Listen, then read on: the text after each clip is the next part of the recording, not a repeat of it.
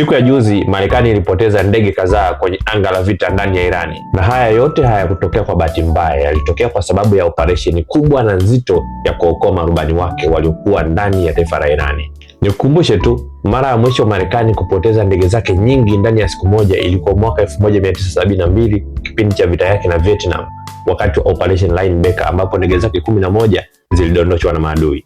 Baada ya zaidi ya miaka 50, hali ya kupoteza ndege nyingi za kijeshi ndani ya siku moja imejirudia tena. Sababu ya yote haya ni sera muhimu ya kijeshi ya taifa la Marekani kuwa hawamwachi mwanajeshi wao katika eneo la maadui pale anapopata changamoto akiwa katika uwanja wa vita. Ndege ya jeshi la Marekani aina F-15E ilikuwa katika operation maalum katika anga la Irani mara ghafla ikatunguliwa na mifumo ya ulinzi ya taifa hilo.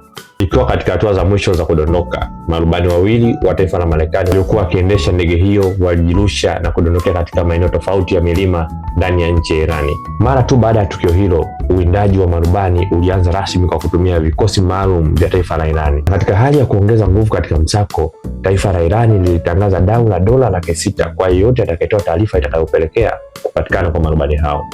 Marubani walianza kutumia mafunzo yao ya survival, lengo likiwa moja tu, kubaki hai mpaka pale msaada wa uokoaji utakapofika katika eneo hilo la Irani. IRGC, Basij na makundi mengine ya kijeshi ya taifa la Irani pia yanaingia msituni, vijijini na maeneo mbalimbali kuwatafuta marubani hao. Halikuwa tukio la kawaida, ilikuwa ni manhunt ya kitaifa. Wakati msako ukiendelea, Marekani ikaamua kuchukua hatua za haraka za kutuma kikosi chake hatari zaidi cha makomando, yani Delta Force, wakiwa na misheni moja tu, kuingia deep ndani ya Irani ili kuwaokoa marubani hao waliodondoka katika eneo hatari la kivita. Helikopta mbili za jeshi la Marekani aina ya Black Hawk zikiwa zimebeba makomando wa kikosi cha Delta Force ziliingia katika anga la Irani, huku zikiruka chini chini ili kuepuka kugunduliwa na rada za taifa la Irani. Juu ya helikopta hizo kulikuwa kuna ndege nyingine ya kijeshi aina A-10 Warthog iliyokuwa inatoa ulinzi wa anga.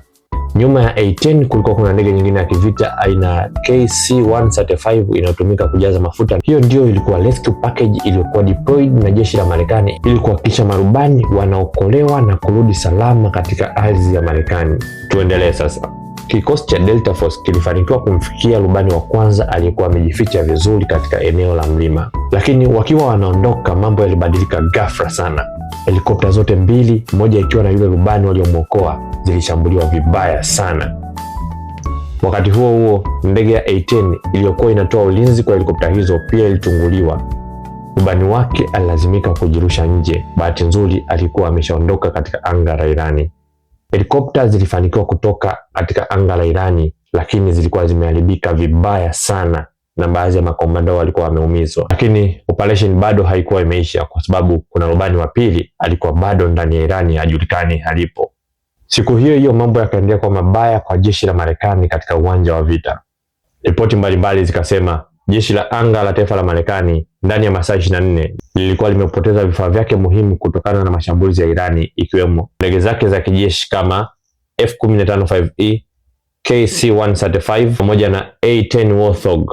Lakini pia helikopta zake muhimu ikiwemo Black Hawk 2 pamoja na helikopta yake nyingine muhimu sana aina ya CH-47 nayo ilishambuliwa na kuharibiwa vibaya sana.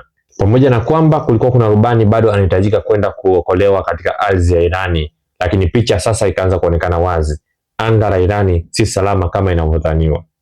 Rubani wa pili akiwa peke yake katikati ya mlima wenye pori zito, kazi yake ikawa moja: kuwakwepa wanajeshi, paramilitary na raia wanaomtafuta kwa ajili ya zawadi, huku akiendelea kusonga, kujificha na kusubiri msaada. Muda wa kuwatuma makomando wa Delta Force wengine kwenda kumwokoa rubani wa pili ukafika. Safari hii haikuwa tu rescue mission ya kawaida, ikawa ni kama operation ya kivita kamili ndani ya Irani kwa sababu ya namna walivyokuwa wamejipanga. Kikosi cha Delta Force baada ya kudhibitisha eneo alilokuwa amejificha rubani wa pili, kilitumia helikopta kufly low mpaka eneo alilokuwa amejificha rubani huyo wa pili. Walipofika eneo la tukio, walimkuta rubani yupo salama, lakini wakiwa wanajiandaa na maandalizi ya kuondoka eneo hilo, mara ghafla vikosi maalum vya jeshi la Irani vikawazunguka.